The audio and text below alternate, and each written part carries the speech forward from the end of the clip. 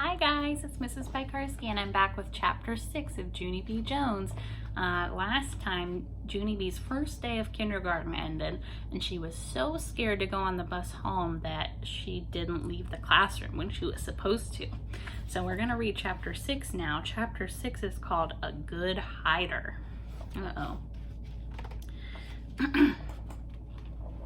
It says, when you're the very last one in line, nobody watches you. That's how come nobody saw me when I ducked behind the teacher's desk and hid. I'm a good hider. One time at Grandma Miller's house, I hid under the kitchen sink.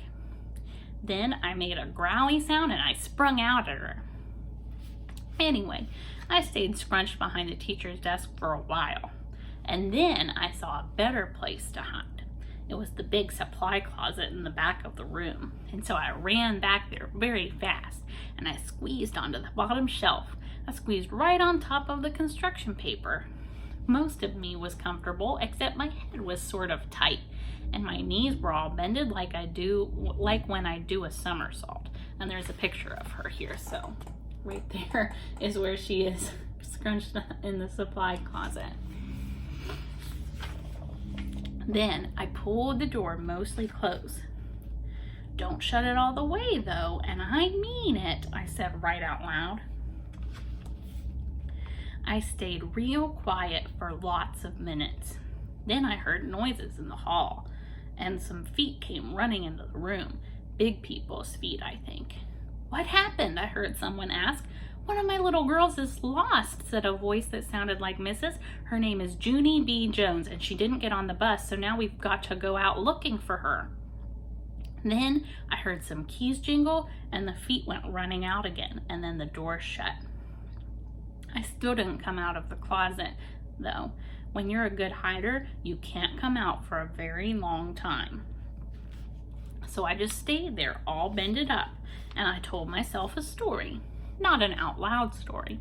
I just told it inside my head. It was called The Little Hiding Girl. I made it up, and this is how it went. Once upon a time, there was a little hiding girl. She was in a secret spot where nobody could find her, except her head was tight and her brain was squishing out. But she still couldn't come out of her spot, or a smelly yellow monster would get her. And also some meanies with chocolate milk. The end.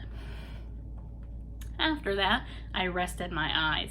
Resting your eyes is what my grandpa does when he watches TV after dinner. Then he snores, and Grandma Miller says, "Go to bed, Frank." It's not the same thing as a nap, though. Because naps are for babies, that's why. And anyway, I didn't snore, I just did a little drool.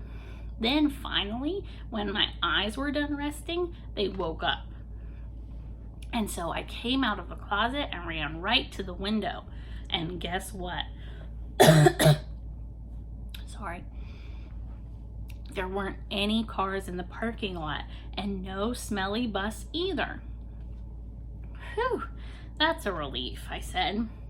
A relief is when your stomach doesn't feel squeezy anymore.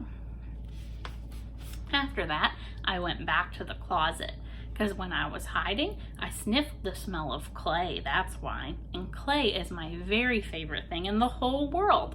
Hey, I see it up there, I said. The clay was on the middle shelf, so I stood on a chair to get it.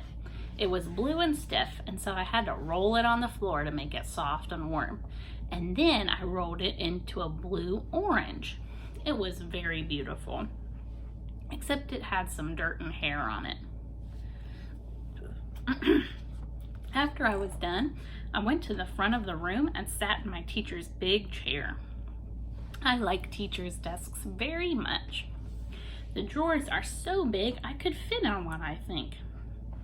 I opened up the top one. There were happy face stickers and rubber bands and also gold stars, which I love a very lot. I stuck one on my forehead. And then I found paper clips and red marking pens and new pencils with no points and scissors and travel tissues, and guess what else? Chalk, I said. Brand new chalk that's not even out of its little box yet. Then I stood up on my teacher's chair and clapped my hands together very loud. I want everyone to find a chair and sit down. Today we are going to learn some alphabet and some reading. And also I will teach you how to make a blue orange. But first, everyone has to watch me draw stuff. Then I went to the board and drew with my brand new chalk. I drew a bean and a carrot and some curly hair. Then I wrote some O's. O's are my bestest letter. After that, I bowed. Thank you very much, I said. Now you may all go out for recess. I smiled, except for not that Jim. So she's pretending to be her teacher. Only I don't think her teacher would say some of that stuff, right? Like she wouldn't let Jim go to recess. Oh boy, so that's the end of chapter 6. She's all alone in the classroom and all of the cars are gone, including the bus. So I don't know. I wonder what you guys think. I'm thinking that her parents are probably really worried about her, right? That's what I'm thinking. And her teacher.